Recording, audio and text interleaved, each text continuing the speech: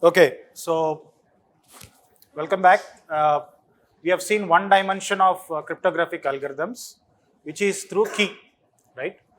So we have seen symmetric, asymmetric, as well as keyless. We know with the key of with the symmetric key what is the challenge and what is the advantage. With asymmetric, what is the challenge, what is the advantage, and there is a keyless. The purpose of keyless is altogether different that we will discuss later.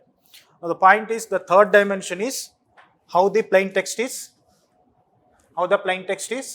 arranged. So we said, there is a way that you can give the input. There is a way that you can give the input called apple, in the sense directly as a word.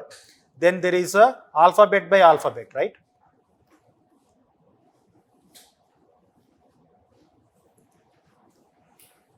So that means what? Either you give a word as such, right? Or you take the alphabet by alphabet. So this we call that as this way. Okay, what is the other dimension is? The second dimension of the cryptography algorithms is the how plain text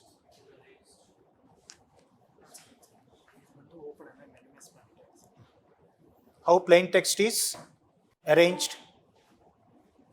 So how the plain text state is arranged? There are two ways. One way is that you divide the plain text into the blocks. Okay, that means I have the plain text. Generally plain text will be of, we are giving the examples as apple, cat, rat. These are the general typical examples in the classroom. Do we see that, always your plain text will be of one letter or one alphabet or two alphabets? Plain text would be of any size, right? So the point is, the way how we organize the plain text is, number one, as the block. So you take the lengthy plain text. Okay, so that means imagine that I have a lengthy plain text. This is my whole plain text. What we do is we divide it into blocks. Okay, we divide into blocks. So take an example, I am dividing my plain text into a block of size, say 64-bit. So this is one 64-bit block. So this is block 1. This is another 64-bit block 2. And so on. So I have some n blocks. So what I did, I took my whole plain text. I divided it into a fixed length size blocks. So for my encryption algorithm, what goes input? When I say I am giving plain text as input, so that means imagine I am saying C is equal to E of P comma K. Say I am taking symmetric encryption. My P is my whole plain text. This is whole is my P. Okay. So is it that a whole P I can give it to the algorithm? No. What I do is I take block by block. So my encryption algorithm, this encryption algorithm takes the first block. So take an example, the B1. This is block 1. This is block 2, and so on. Right? Are you able to follow? So the encryption algorithm takes plain text in the form of blocks. So each time it operates on one block, takes the block and apply the key, produce the ciphertext. Are you able to follow? So such type of encryption algorithms are called block ciphers. They are called block ciphers. The reason is you are taking the plain text, dividing it into blocks. Encryption algorithm takes the blocks. So what happen is this way. Take my block, apply the encryption algorithm. Okay. And I get ciphertext. Right? Then take the encryption algorithm, take this block. What key I will use? Same key, the K only. So it goes. So what is my ciphertext? This is the ciphertext of this block. This is the ciphertext of this block, and so on. Is that clear? Is that clear?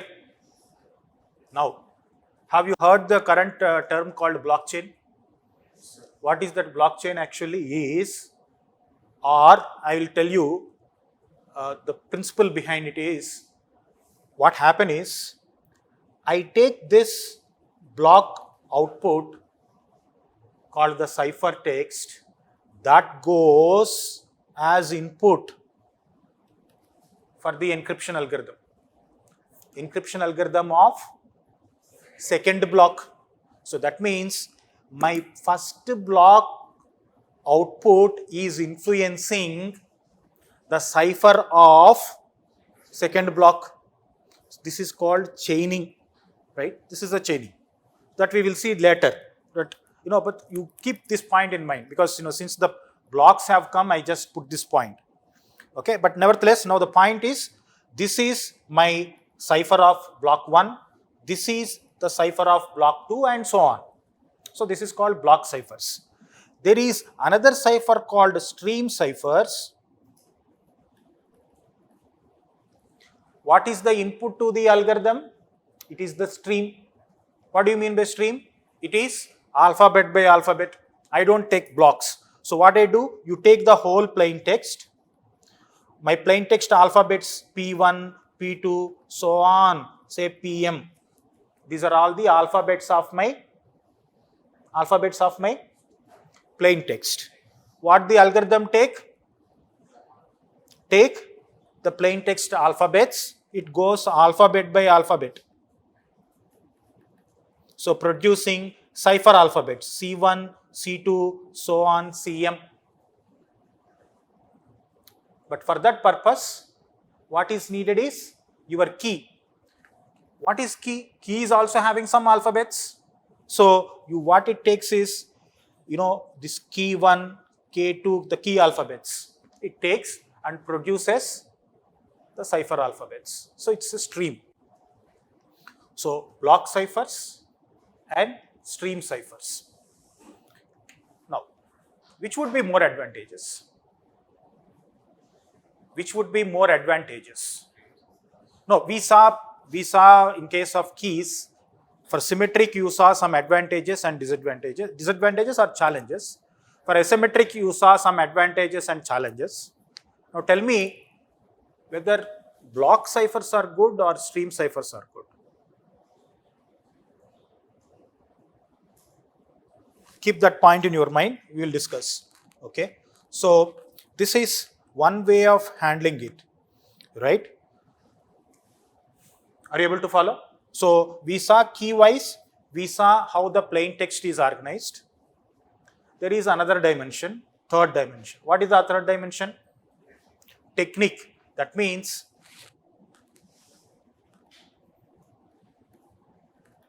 how plain text is processed.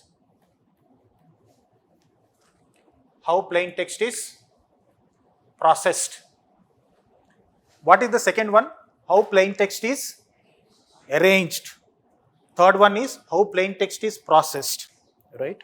So for that purpose, you have this way. So the third dimension is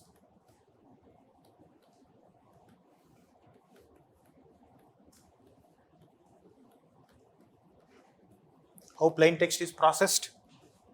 Now, I have a plain text, right? Like apple. I need some ciphertext, say XPTLV, right? How do I get it? This is the ciphertext. So this is my P, this is my P, this is my C. How do I get it? So that means, if you notice, in place of A, what I got? In place of P, I got P. In this place of P, I got T. In this place of L, I got L.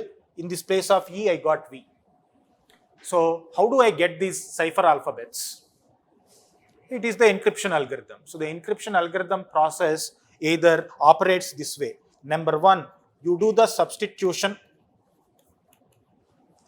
Okay. What is meant by substitution? See, if you look at the alphabets, how many alphabets are there in the language English? Okay. My plain text will have what type of alphabets? These 26 alphabets only, no? And what about my cipher alphabets? 26 only, right? You know, if you notice, this is the plain text, this is the cipher text. What are those alphabets of the cipher text? Is it some other language? Are they from different language? Your plain text language, cipher text language, both are same. That means alphabets are same. Now the question is, which alphabet, that means from the cipher alphabet, how this alphabet has come? So either that should come, there are two ways. One is through substitution, the other is through another process called permutation. Permutation. That means in the substitution, plain text alphabet gets substituted with another alphabet of same language. Okay. So that means I have 26 alphabets in the English. A must be getting an alphabet from A to Z, any one alphabet. B may be getting alphabet from A to Z. So that is called substitution. Are you able to follow? One alphabet of the plain text gets substituted with another alphabet of the language, which is the same language. Sorry? Same language is necessary. Okay. It is necessary means all the algorithms, whatever we are discussing, whether it is any language, any algorithm we take, typically your alphabets comes from the same language. Okay, for the substitution purpose. Necessary means not necessary if you way your algorithm is structured. Okay. So what we are going to discuss now for substitution purpose, okay, let us take a Caesar cipher to any other ciphers. Typically what they do, your alphabets of the language taken get substituted with alphabets of the language. Now, it is like this. Imagine I am mapping A with, if my algorithm says, you substitute A with alphabet of some language, algorithm supports, then no worries. If I am substituting A with 1, okay, B with 2, A to Z, 0 to 25, right? I am encoding them. Now, I am representing alphabets with numbers. Yes, I can represent. What is that we are talking about in the cryptography is the algorithms that map the language to the language of the alphabets of the language. Now, it is this. We repeat, you take 26 alphabets, get substituted with 26 alphabet, any of the alphabets. That is one approach. The other approach is permutation. What is permutation? Now, I want to encrypt the word apple. Again, let us take apple. What I did, I got the cipher text this way. What is the cipher text I got is ELPPA. What I did? I have just done the reverse process. We may call it as reverse, or what I am going to call is, I am going to call it as permute. What is that permutation I did? I did the permutation in the sense, changed the positions of the alphabets, changed the positions of the alphabets. Now the question is it that I changed the positions of the alphabets of the language or alphabets of the word? Alphabets of the word. Keep that point in mind. So permutation means I am playing with the alphabets that are there in my word. Similarly, you take the string, now in this case word, imagine I have the the sentence, play with the alphabets that are there in the sentence. Right? What I do? I permute the positions of the alphabets. So that is how I produce my, that is the way I produce my ciphertext. And hence your algorithms could be substitution ciphers or permutation ciphers. Right? So the encryption algorithms could be permutation ciphers or substitution ciphers. Right? Are you able to follow? Now, so far we said your encryption algorithms are symmetric encryption, asymmetric encryption, then what are the others? Block-based encryption, stream-based encryption, substitution, permutation. Right? So that means when you are looking at any encryption algorithm, is it a block-based symmetric encryption algorithm? What does it mean? My encryption algorithm is block-based symmetric encryption algorithm. What does it mean?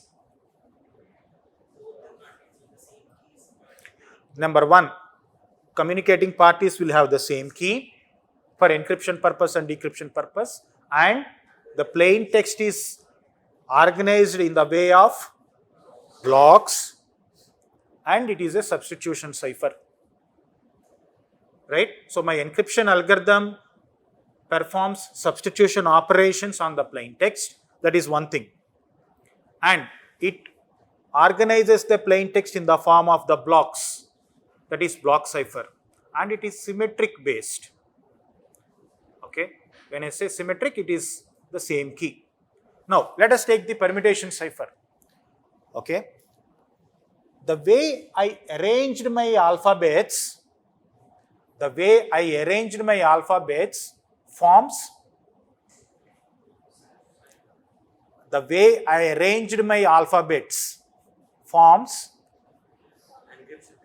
okay, any other answer? Okay, it is this. The way I arranged the alphabets, my first alphabet has gone to the last alphabet, the last one has come to the first one. These positions, the positions where which alphabet is going to which place, that forms the key. Okay, that means the first alphabet is going to the, say I am just imagine my first alphabet is going to the fourth position. My second alphabet is going to third position. My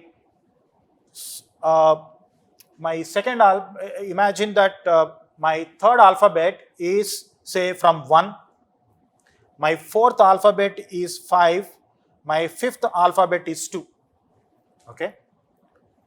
If this is the, I am calling it as the key. For Apple, what would be the cipher alphabet, cipher text? So, what is the key says? Fourth one is my first cipher alphabet. What is the fourth one? L. Are you able to follow?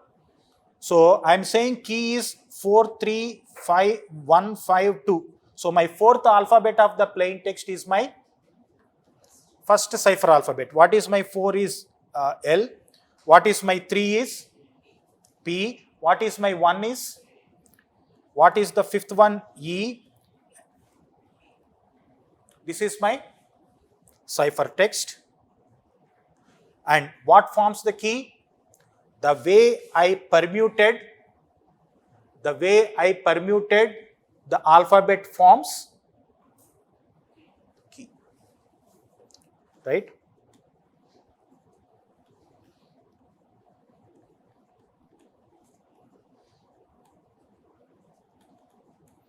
The way the permutation happens is the key. For which cipher?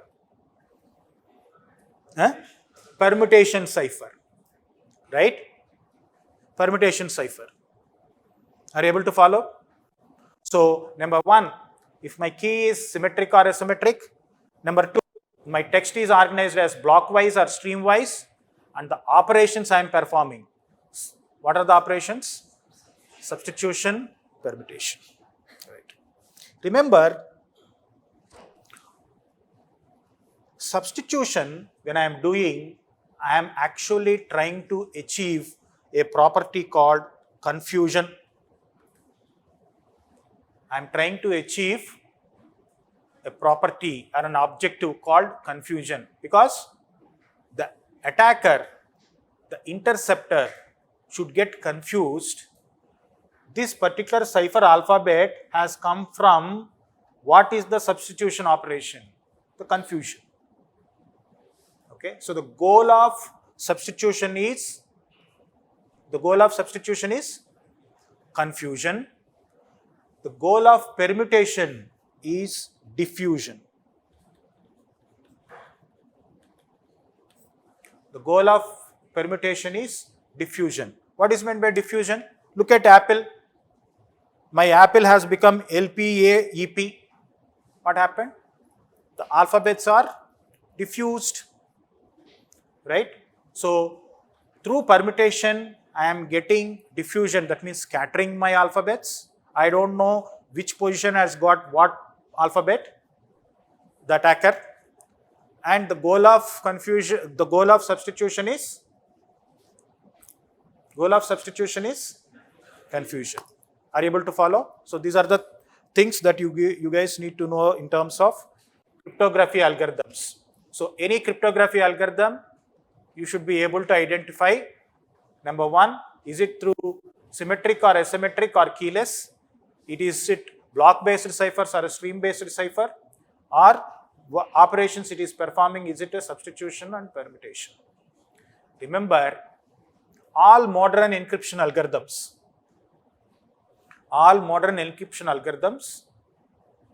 they don't simply follow only substitution or permutation. They don't follow only substitution or permutation.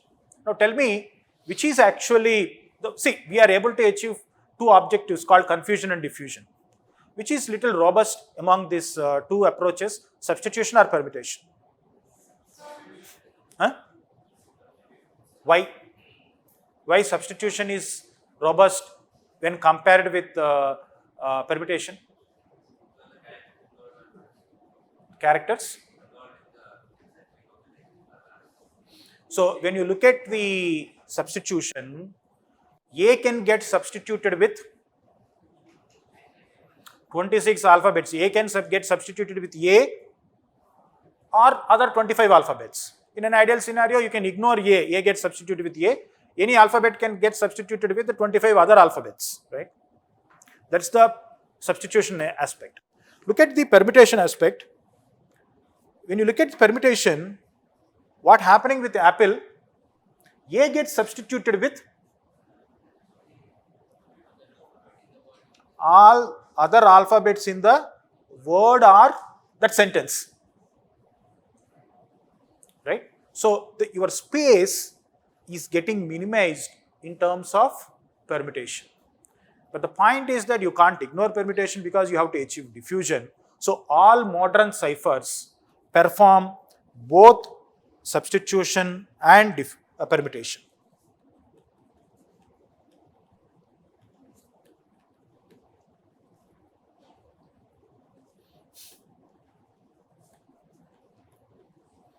All modern ciphers have both. You cannot say that no, my cipher is only substitution or my cipher is only permutation. No, you can't. Okay. So that way. So is that clear? The way the cryptography algorithms are operated. Next, all slides are all that. Okay. So right. So we skip these things. Yeah. So look at this. Image. We said symmetric crypto systems, wherein which the key is shared between the sender and receiver. Okay. Now, when it comes to asymmetric, is the key shared? No. Look at this. You are using one key for encryption purpose. Of course, I have written it as K1, K2, but now you are getting it as KE and KD. Key used for encryption purpose, key used for decryption purpose, wherein which KE is not equal to KD. Right? So you are using one key for encryption purpose and altogether different key for decryption purpose. Right? This is a symmetric system. Yes. Binary operations that happen in modern cryptographic encryption, it comes under substitution or computation. Which one? The binary operations, the AND operations, XOR operations. It comes under substitution or No, it is this. No, it is this. The XR operation, what you are talking about, you should ask this question this way, not that way. The question should be this. What is that? Is it through stream or block? Okay. Your point is that you are doing AND or any operation you take. What you do? It is a bitwise operation, right? Bitwise operation. Typically, bitwise operations are stream based. Stream based. Right? And another thing, it is a logical operation. It is not through substitution. The XOR, let us take XOR 0 0, 0 1, 1 0, 1 1. What is the output? Is it through substitution? No. Is it through permutation? No. What is that? It is basically a logical operation. Now you ask the question this way. Yes, AND or XOR, these are all logical operations. Now, substitution and permutations, are there any logical in that aspect, mathematical operations? No. I said, I am substituting in the place of A, L. Right? What is the logic there? Is there any mathematical logic? No mathematical logic. Right? It is all depending upon the position, key, the way I defined the key. Now, you say, sir, I will follow different key. My key is this one. What is that? My key is this 5, 2, 1, 4, 3. Then what happens? You get altogether different cipher. Right? So, based on the key, your output is changing. Now, look at your logical operations, whether they changes. No, right? They are deterministic, right? In the sense, whenever you have 0 0, whenever you have 0 1, depending on the logical operation, your output is fixed. Now here, depending on the key, the output varies. Right?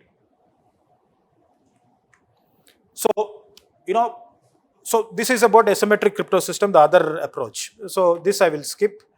Okay. Keyless ciphers. This, okay. Now, before you enter into the algorithms, you need to also understand about the cryptanalysis. What is cryptanalysis? We said in the very beginning of the terminology. The science of breaking the secret codes, right? So how do I break? Right? We saw a few minutes back that, these guys, sender is sending a message, the receiver is receiving it, Eve is trying to break. Okay? Eve is trying to break. Now let us go. So we are talking about now cryptanalysis.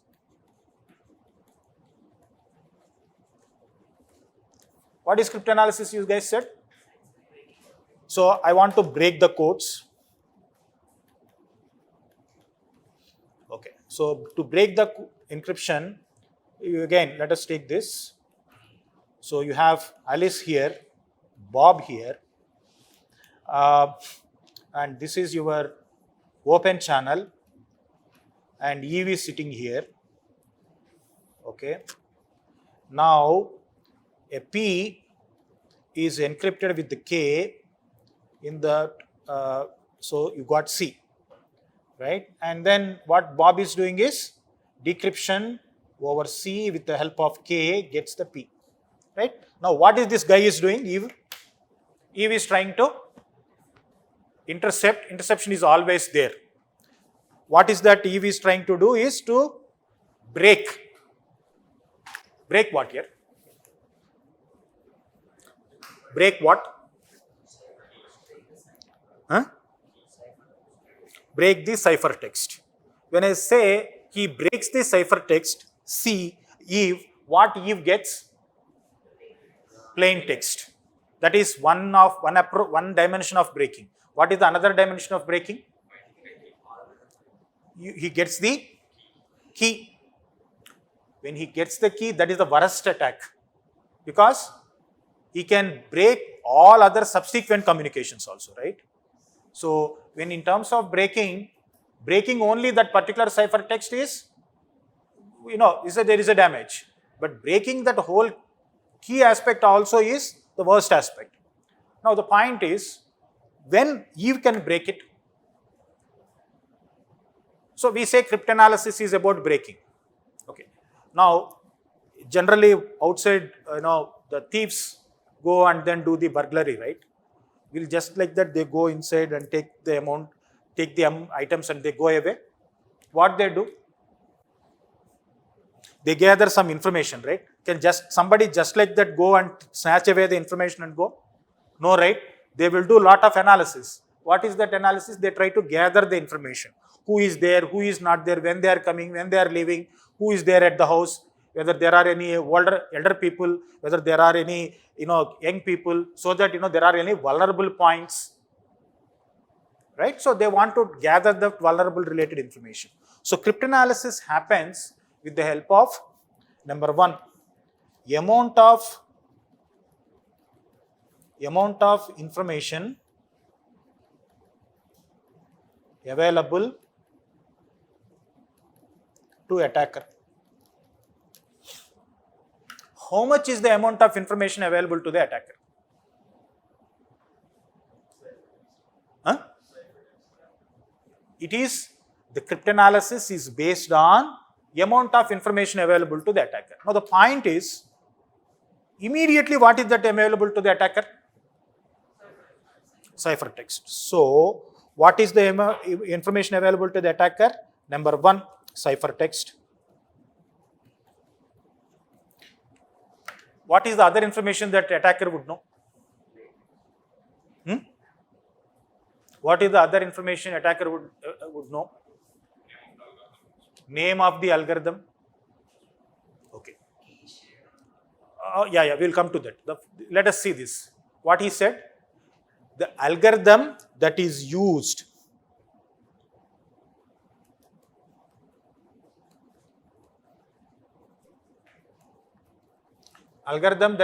for encryption purpose. How the attacker would know what is the algorithm used for encryption purpose? How the attacker would know what is the algorithm? Plain text means anyway it is being sent in the communication channel, and we are saying that the communication channel is open, so he snatches, right? So he listens to the communication channel, grabs C. Okay, so he takes the C. Now, what about that algorithm? It is this. In security design, designing the security systems, there is a philosophy called open design.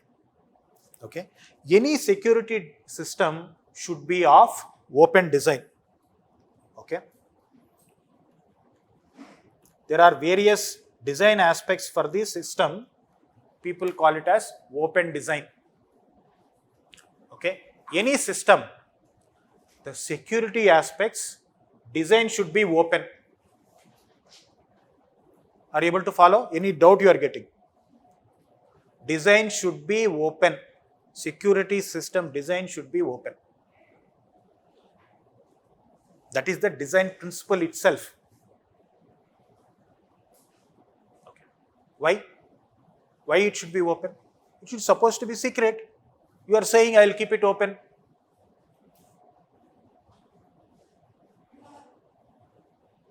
Any answer?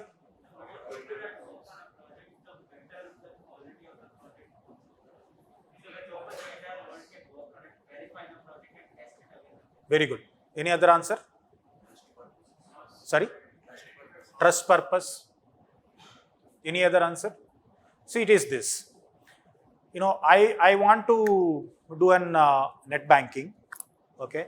I wanted a net banking feature. Now, I ask my bank, hey, I want you to enable me net banking. They say, yes, we will enable you net banking. But I'm asking a question. Tell me, how secure is your net banking feature? What is that they should tell? No, sir, our bank is, online transactions are all secure. Would you accept that abstract statement?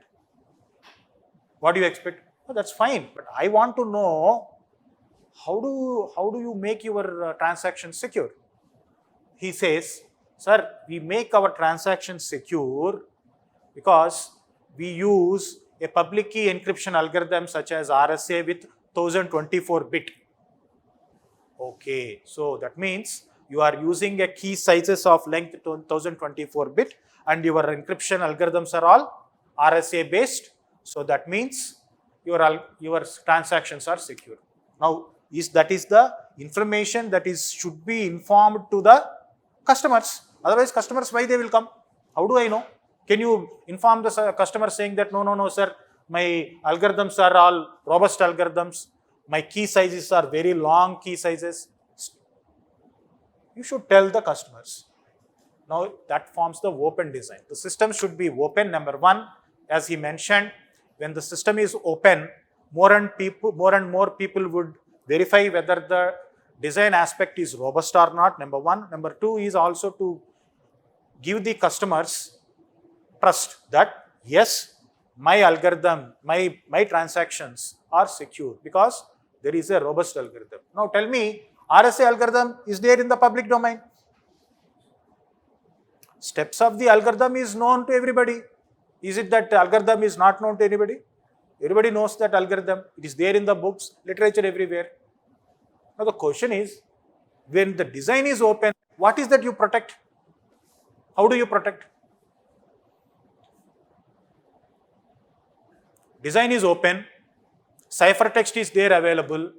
What is that you are asking for this one? Point is, there is one element called key that is supposed to be secret. If I am able to protect my key, if my design is open, the principle called Kerckhoffs principle, everything should be kept open except the security strength of the system lies with the point that your algorithm should be robust, secure. Everything is known to the attacker except.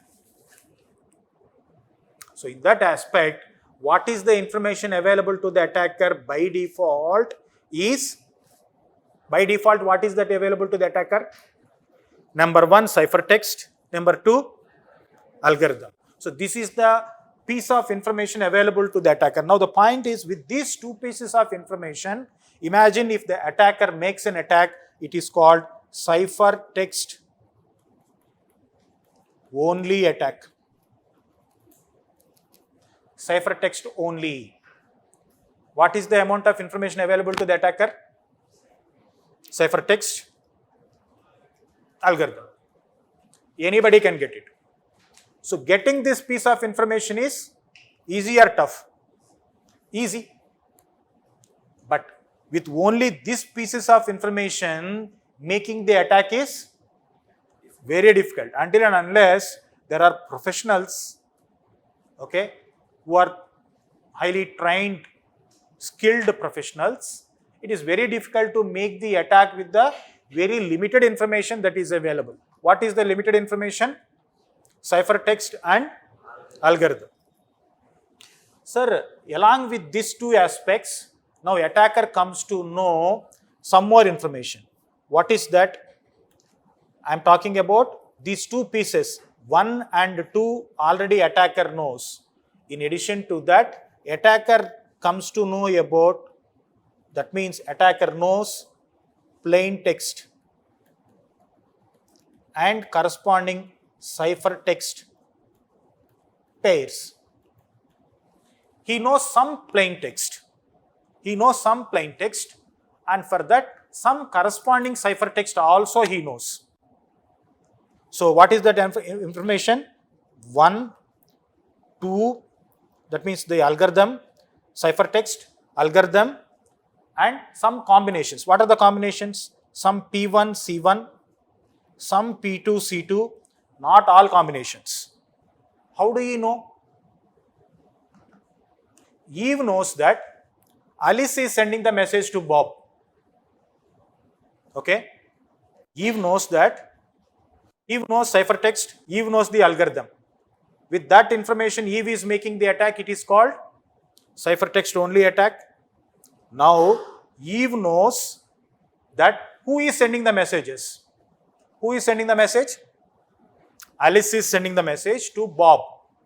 In that message, imagine what would be the typically first set of message. Say, take an example, plain text. Dear Bob. Imagine Eve knows that any message that Alice sends to Bob, it will start with Dear Bob. The corresponding ciphertext in the message would be equivalent to the ciphertext of the messages Dear and Bob. So that from that he gets right.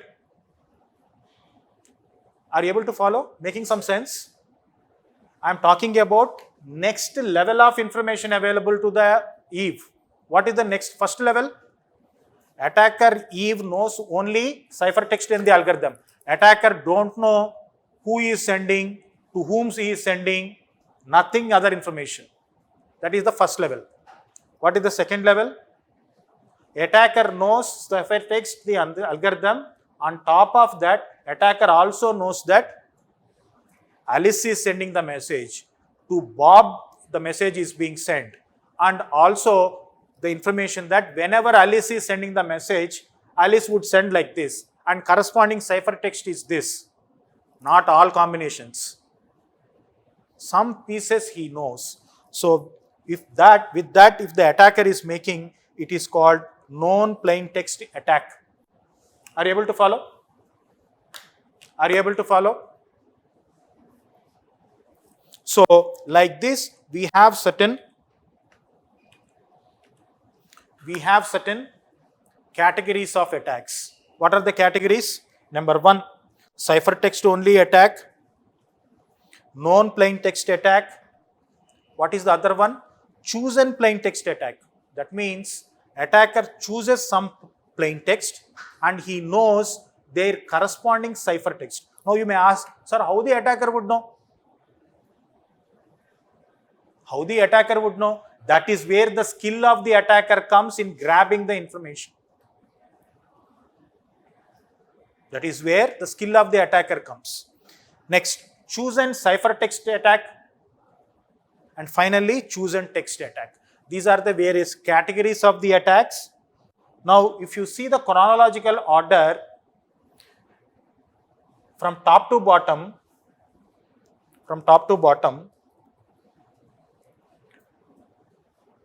amount of information available is becoming less or more. So here the amount of information is less, the amount of information available is more. Now, information is less here and information is more there. Now, difficulty of making the attack from top to bottom. Difficulty of making the attack. Tough to easy or easy to tough? Tough to easy. The reason is you have less information and here you have more information. But the point is grabbing that information is the tough. But once you do that, your attack becomes easy. Somebody said that they have followed the Horowitz-Forozan book. Who said that? So the book has an excellent, the illustrations of these ciphertext only attack, known plain text attack, chosen plain text attack. So chosen ciphertext attack, I think, after the sessions, please go back and then check. So there are two standard books that one should read for the courses of cryptography and ciphertext network securities: William Stallings and Forozan. Other than that, there are so many books, one should read actually, but these are the two basic books. Okay, so I just skip them. So you guys have to understand this. Ciphertext only attack, known plain text attack, chosen plain text, chosen ciphertext, chosen text. It is all about obtaining more information. The more that information that is available to the attacker, then the attack becomes easy, right? Right. Now, the point is, you need to understand one more important parameter aspect dimension called number one. Any algorithm should come under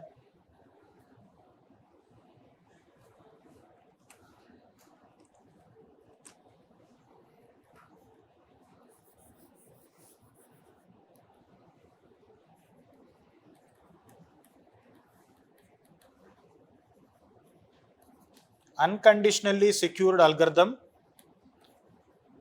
computationally secure algorithm.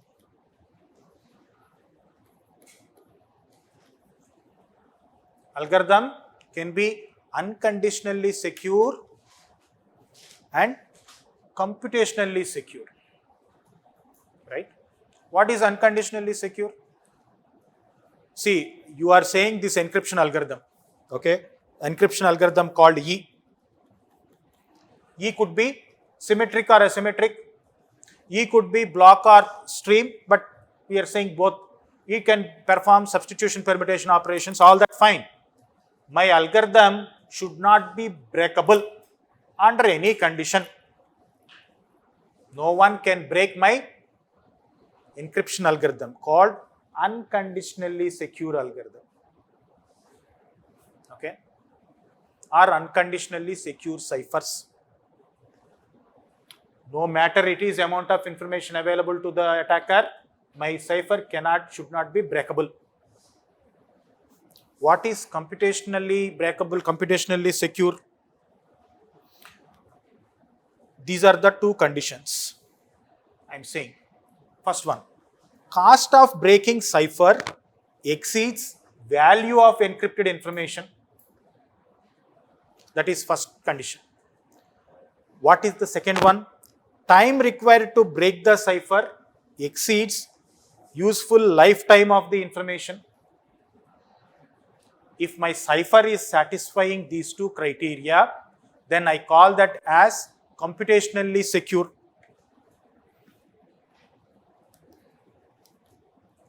Computationally secure. Computationally secure. What is that? What is that? Computationally secure. Can you close the door? So, what is that we are saying? Unconditionally secure, computationally secure. Unconditionally secure means my cipher should not be breakable. What is the other criteria? Computationally secure. What is meant by computationally secure? If my cipher is providing the security till the lifetime of my information. What is meant by lifetime of information? Imagine, I keep telling this example. What is the lifetime of information? So take an example, there is a question paper. What is the lifetime of the question paper? Till the exam is conducted, if I am able to secure my question paper, that is fine, right? So for that purpose, do I need to have a unconditionally secure cipher? I don't require. If my encryption algorithm is protecting my document till its lifetime, I am setting the question paper now, and the exam is going to be conducted in another 30 days time. If the encryption algorithm is able to provide security till this 30 days or maybe 35 days, that is fine for me. What does it mean? Imagine somebody is making a brute force attack. What is the brute force attack? try all possible combinations of the keys, right? So imagine if they are trying for 40 days, if by trying for 40 days, if it is breakable, that encryption algorithm is okay for me, right? Because I need to protect it only for 30 days. I don't require a unconditionally secure cipher, right? So that is what it is meant by that. The second statement. What is the first one? Cost of breaking the cipher exceeds the value of encrypted information. See, one is about lifetime, another one is about the cost. Both are considered to design computationally secure. Now the point is, when it comes to any of the encryption algorithms you have learned or you are learning, we don't have unconditionally secure encryption algorithms. They are all what? Computationally secure algorithms. What are all the algorithms that what we have here are computationally secure algorithms. That means whatever the lifetime that you want, till that particular lifetime, they can provide security. Not that at any time they cannot be breakable. Are you able to follow? So this parts we discussed. Now let us go to some ciphers. Okay, let us go to the ciphers. First cipher, Caesar cipher. Caesar cipher, which is also called monoalphabetic cipher. It is also called monoalphabetic cipher. Okay, we will see what is meant by monoalphabetic cipher and all. So the ciphers, what they do is, the relationship between a symbol in the plain text to a symbol in the cipher text is always 1 to 1. Okay, always 1 to 1. That means I take alphabets of the language A to Z. What are the cipher alphabets? A to Z. I map a 1 to 1 relationship between my plain alphabets to the cipher alphabets. I call that as monoalphabetic cipher. My A is getting substituted with, say, P. A is mapped with P.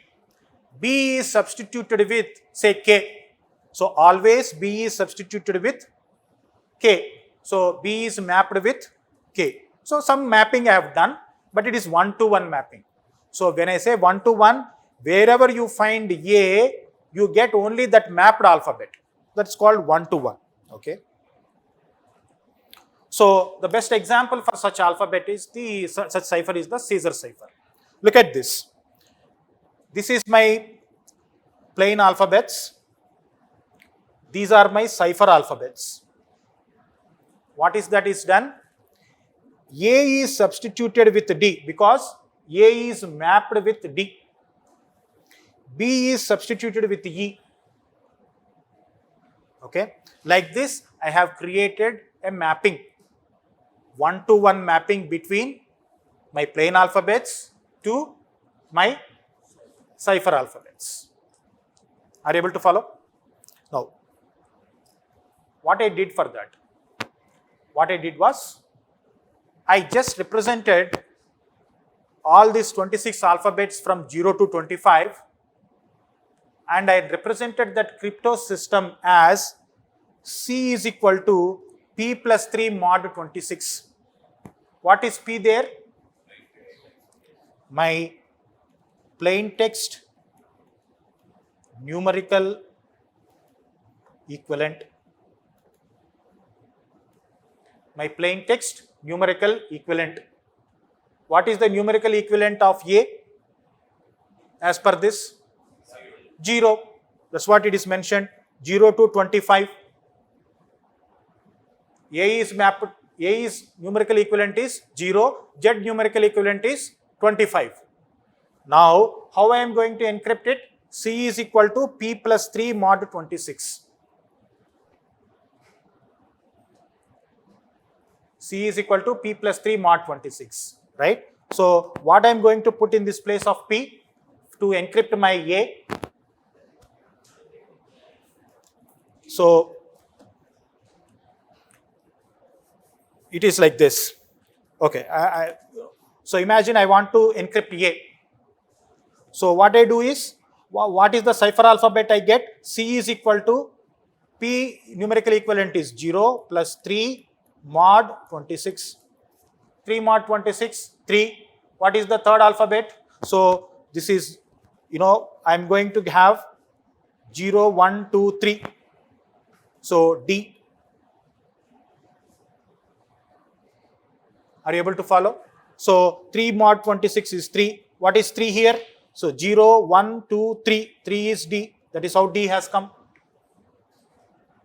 That is how D has come.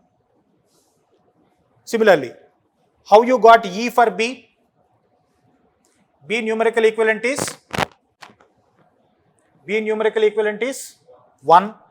1 plus 3 mod 26. What is 1 plus 3 mod 26 is 4. When the 4 is the numerical value, what is its corresponding alphabet? 0, 1, 2, 3, 4. What is 4? E. Are you able to follow? So you write the crypto system as C is equal to P plus 3 mod 26. Why you need mod 26? The reason is, now imagine up to W there is no problem. When I have my plain alphabet X, what I should substitute? What is the alphabet that is 3 characters next to that? Nothing. Until and unless I rotate. So I have to rotate back. How do I rotate back? Put the mod operator. You get the remainder. So go there to that particular corresponding numerical value. Pick that alphabet. So always you perform modular mod 26 there. Are you able to understand? So now, what is this system? C is equal to P plus 3 mod 26. Now, where is K here? Where is key here? What is key here? The key is this 3. What is this 3? I said I am shifting from the current location to 3 characters next to that. Why only 3? I can make any shifts, plus 4, plus 5. So I can make it generalized as like this. C is equal to P plus K mod 26. Are you able to follow? Now, in the case of normal cipher, Caesar cipher, P plus 3 mod 26, A will get substituted with which alphabet? D. Z will get substituted with C. Normal Caesar cipher, P plus 3. I am choosing key value as 3. Okay. That means wherever I have Z in my plain alphabet, what alphabet comes? C. Because it is 1-to-1 relation. What is 1-to-1 relation? Wherever Z is there, you get substituted with C. Are you able to follow? It's 1-to-1 relation. And it is also called monoalphabetic relation, monoalphabetic cipher. The reason is one alphabet is getting substituted with the same other alphabet whenever it repeats. Right? So it's called Caesar cipher. So look at the plain text here. Meet me after the toga party. Okay. M gets substituted with P. Right? You see here. M gets substituted with P. So wherever M is there, it is the same P got substituted. M, P, M, P. Okay. Similarly, EUC, EE, HH. So 1-to-1 relation. So you get the same alphabet. It's a monoalphabetic substitution. Right. So now the point is, when when this cipher is used, what is the challenge? It is very easy to cryptanalyze. The reason is performing brute force attack is very easy. Okay. Now tell me, I write this one. What is the general Caesar cipher rule? C is equal to P plus K mod 26. This is the Caesar cipher, right? Okay. Right. Now, how many key values I get? What is the general one? C is equal to P plus 3 mod 26, right? How many key values I can choose? I can choose K is equal to 0. Can I choose it or not?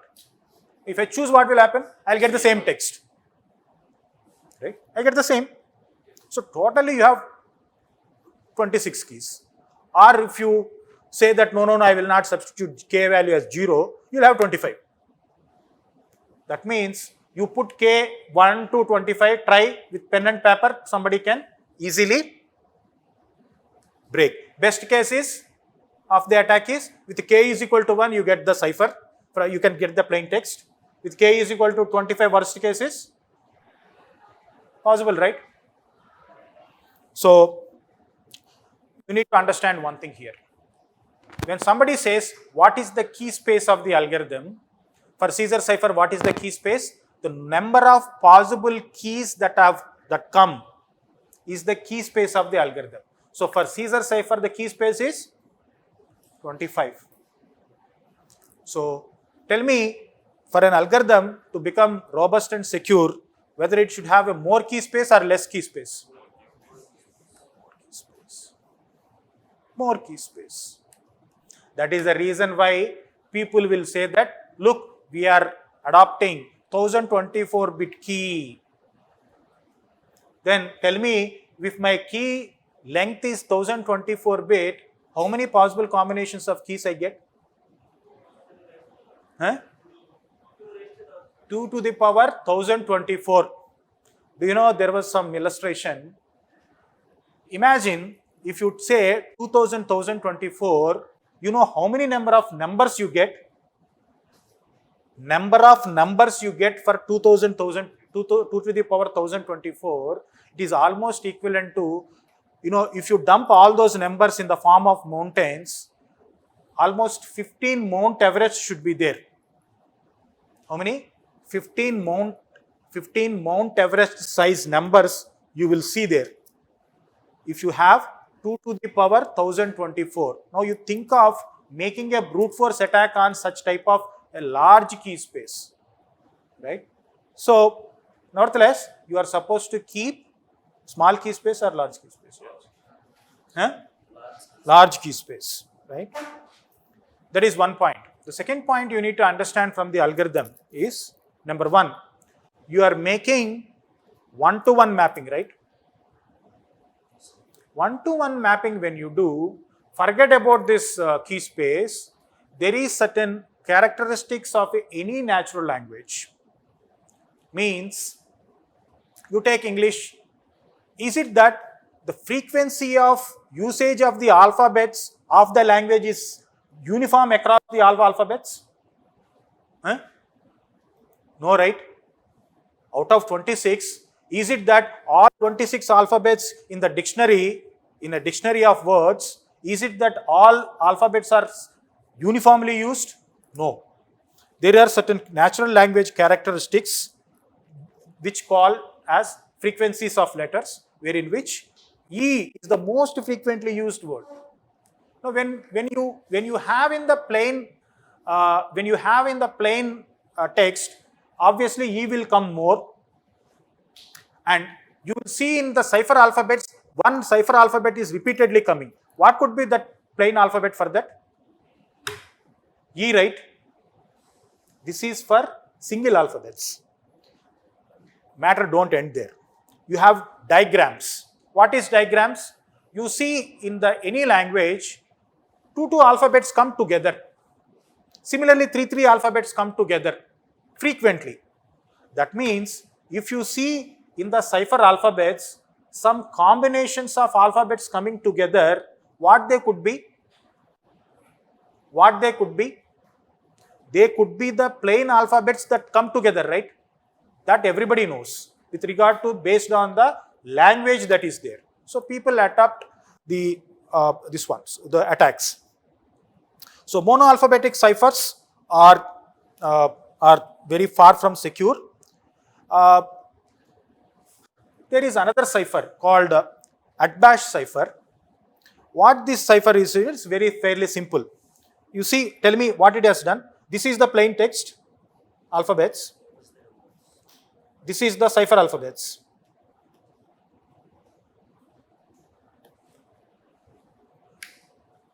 Cipher alphabets. What it has done?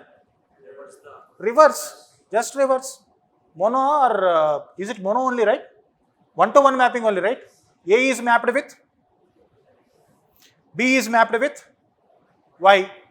So it's called at-bash cipher, which was taken from the Hebrew literature. Somebody who was writing some Hebrew literature, they wanted to write it in secretly, so they adopted this cipher, which is again a simple example for substitution cipher number 1. It's a monoalphabetic cipher, right? So it's called at-bash cipher. Again, whatever we discussed the Caesar cipher, it is also called as additive cipher. What is the reason? What is the reason? You write that as C is equal to P plus 3 mod 26. So what is the operation you have performed? Right. So we need to understand this aspect. I write that as C is equal to P plus K mod 26. This is my encryption. What is the decryption? P is equal to C minus K mod 26. That is a decryption of Caesar cipher, right? And this is also example for additive cipher. Additive cipher. Okay. Now I call it as additive cipher because I am saying P plus 3, P plus K mod 26. Okay. Now you need to understand this. How the decryption happened? P is equal to C minus K mod 26, right? So it is this. This is C plus minus K mod 26. What is that? What is that? P is equal to C plus minus K mod 26. The decryption is, though we write P is equal to C minus K mod 26, it is actually C plus minus K mod 26. Why? What is minus K? Minus K is additive inverse of additive inverse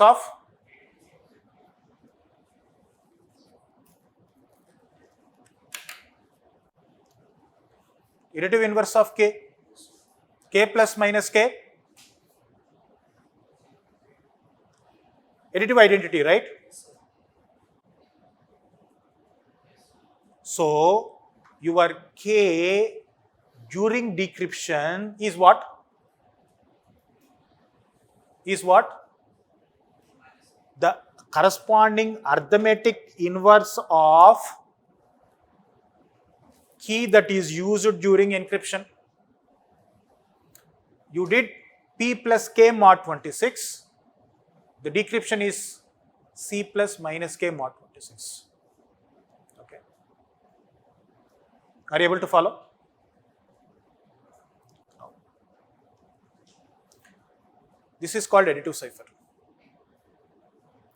Now, why only additive cipher I have? Can I have multiplicative cipher?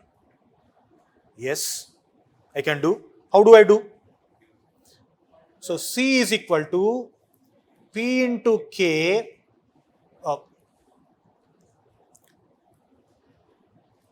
So C is equal to P into K mod 26.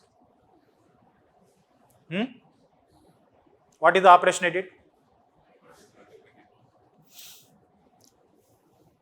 P is equal to C into K inverse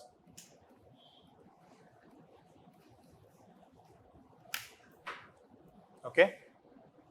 This is called multiplicative cipher.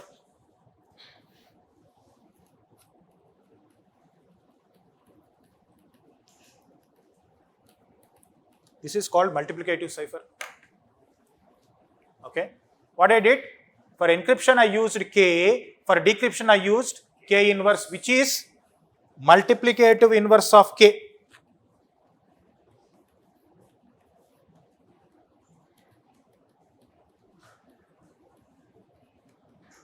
K is multiplicative inverse of K. So that means K into K inverse, what you should get? Identity element. Right? So I can have additive ciphers, I can have multiplicative ciphers. Caesar cipher is the example for additive cipher, and I have multiplicative ciphers. Now, interestingly, if I go for multiplicative ciphers, my key space will become less. What is the key space of additive cipher?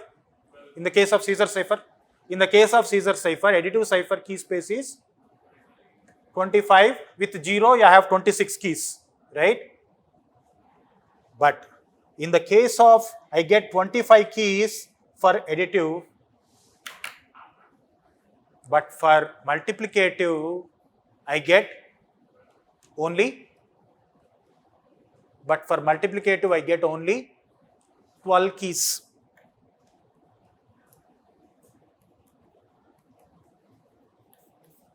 I get only 12 keys. Why? Because I cannot take any K. What K I should take? I can take a K which has what?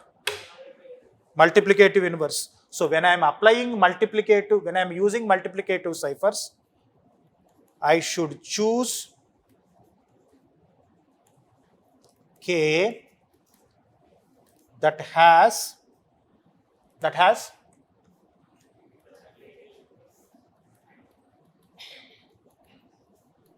of course when you are using additive cipher also you should take a key that has additive inverse, but there are no issues. You have this 1 to 26 numbers. When you take what is the expectation? Additive identity is 0.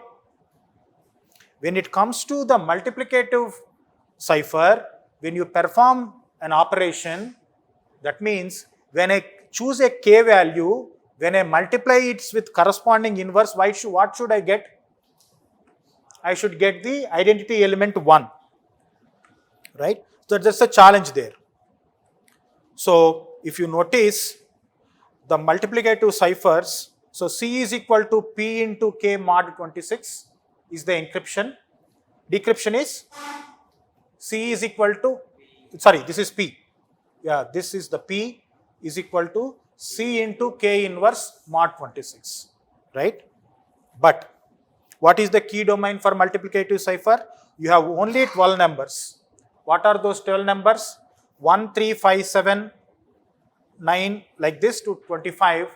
These are the only numbers that have multiplicative inverse in the space of your 26 numbers, right?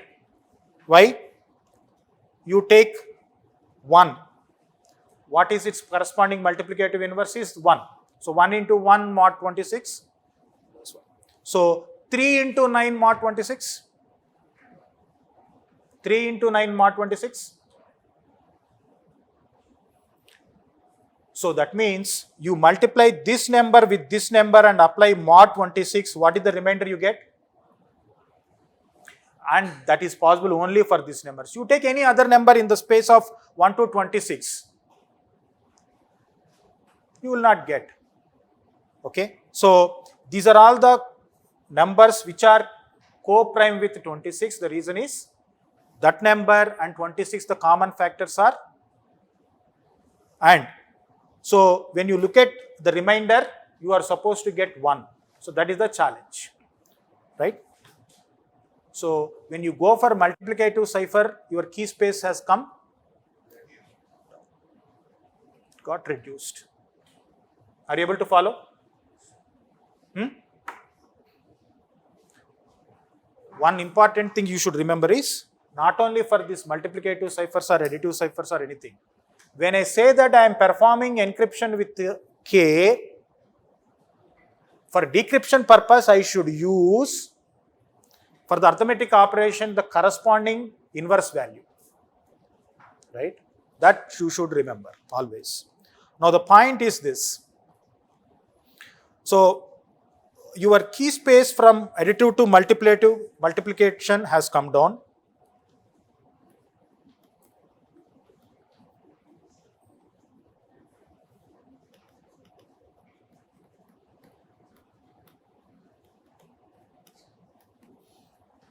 Multiplication is 12. It came down. But I want to increase. What I can do? Why only additive multiplicative? I will do double, right? So what I do is, I take my plain text. So C is equal to, that is called affine cipher. So C is equal to P into K1 mod 26, and then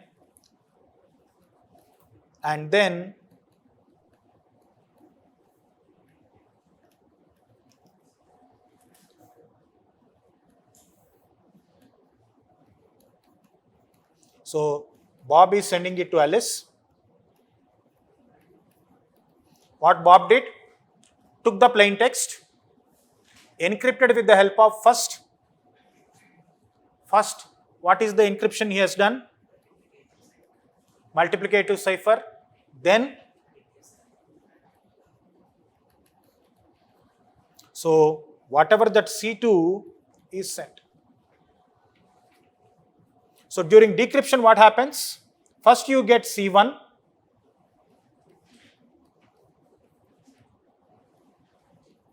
and then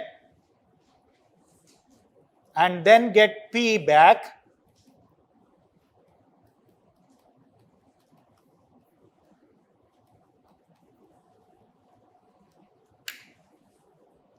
and then get back P. So what has happened? First he encrypted with the help of multiplicative cipher using K1, and then encrypted with the help of K2 and additive cipher, you got the cipher text. So whatever the C1 what you got is the intermediate cipher text, right? At the receiver side, first you got the intermediate cipher text, then plain text back. Okay, so with this, what you are able to do, number one, you have done double encryption. Encryption has been done 2 times, right? And as well as decryption also at the receiver side. But what is the key space? It got increased, right? Reason is, here you have this 25 and 12. 25 into 12. 25 of cipher keys and then 12 of your key space got increased. Okay. So this cipher is called affine cipher. This cipher is called affine cipher, right? Are you able to follow? So that's what is that next cipher we have. Affine cipher. So, you take 26 keys in the case of additive cipher with 0 to also, then it becomes 26. You don't say 0, then it is 1 to 25, so it's 25 into 12 or 26 into 12. That's clear, right? So key space got increased. Are you able to follow? So there are examples.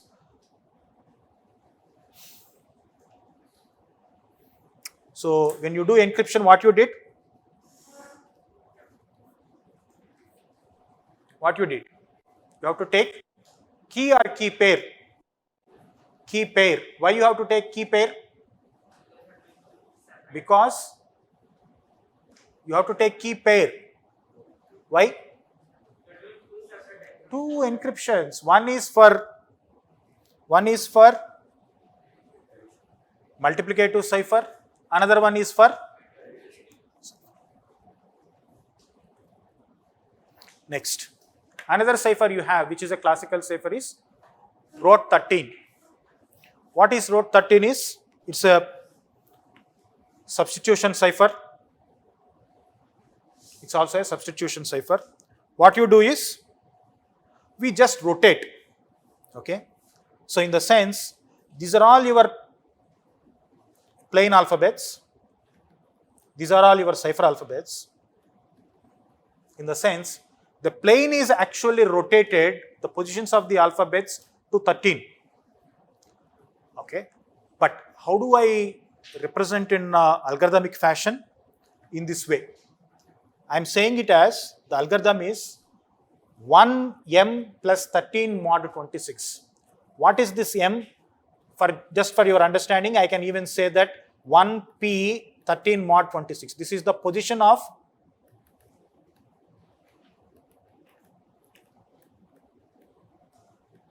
or numerical equivalent of alphabet, right? Plain alphabet. Okay. So 1 into the position of the alphabet from 0 to 25 plus 13 mod 26. Okay. So this is called row 13 cipher. Can I call that as a form of affine cipher? Can I call that as a form of affine cipher? Why? Because I have a multiplication and also the addition. So it's a kind of a trivial affine cipher. Because you are actually doing 13 mod 26, it's rod 13. What if suppose I say rod 26? 1m 26 mod 26, what will happen? Are you doing any encryption? If it is rod 26, there is no encryption actually, you get the plain text as such, right? So this is another classical cipher. So what are all the problems with this? These are all monoalphabetic ciphers. The reason is you are mapping one alphabet with monoalphabetic. Monoalphabetic problem is when you have one-to-one mapping, one single alphabet get matched, substituted with another alphabet. So how do we mitigate all this? Okay, so that we will discuss later.